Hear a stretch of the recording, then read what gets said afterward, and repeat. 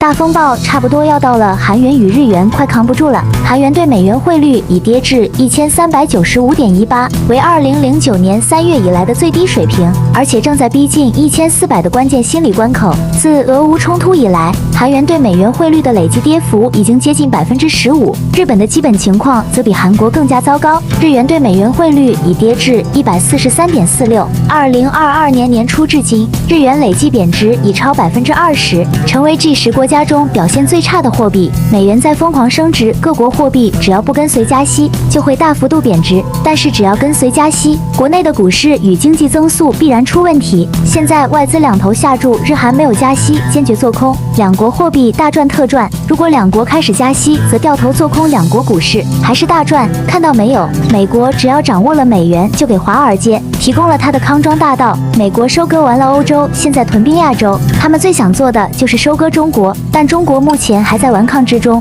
日本、韩国底子还算比较雄厚的，相对的小国基本要完蛋了。今年已有90个国家央行先后开启了加息政策，其中一半至少一次性加息75个基点，由此引发的是15年以来最大规模的全球加息潮。这里至少有3个巨大的影响：一、全球经济大衰退越来越不可逆转，全球近一半的经济在加息，经济还能大发展，那真是笑话了；二、全球各国所有资产，无论是股票还是房地产，绝大多数将呈现负收益，有些地方出现崩盘是必然的。当潮水退了，所有货币带来的溢价将会回归到原点，个人在整个宏观面前对抗的能力将显得微不足道。三、中国的经济也将处于十分艰难的状态，面对美国的无理打压，现在高科技领域合作的大门各方向都展开了围剿。上层多次提到重塑产业链，提到突破卡脖子技术，已经说明当前事态的严峻性。注意最近央行对中国的金融风险进行地毯式搜索，从这动作也可以看出上层对全球的市场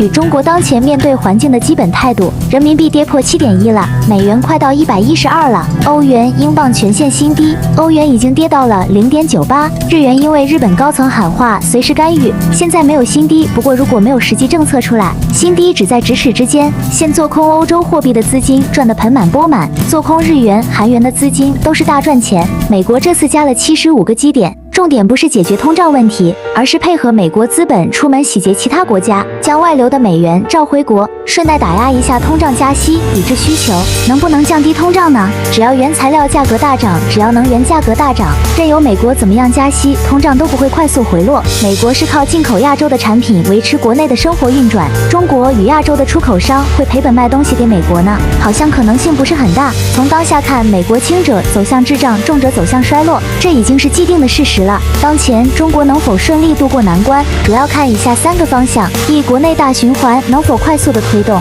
上合东盟、金砖3位一体，将美国围堵的负面影响消除到最低，即使没有美国的需求，中国也要生存下去。二、国内消费刺激能不能产生重大的推动因素，科技的转型能不能产生新的生产力。三、金融市场保持稳定，不可让境外资本洗劫，股民基民理性一点。现有白马龙头下跌，主要原因就是因为基金在应付赎回，在整个市场比较羸弱，一有传闻就会惊弓之鸟，没办法，业内也已经到了绝望之境。对于国内业说，无论是房地产还是其他行业，能保持不下滑已经十分难得。对于国企影响可能不太大，对于民营企业压力是巨大的。风光里储车依然是中国当前的支柱。从今天的 A 股率先反弹的情况也可以看出，6500多亿成交量主动分配的方向依然是风光里储车这些方向。A 股的情况已经影响到了消费的信心，如果政策上能够对股市给予明确的支持，那么 A 股还是有希望的。如果依然不断抽血，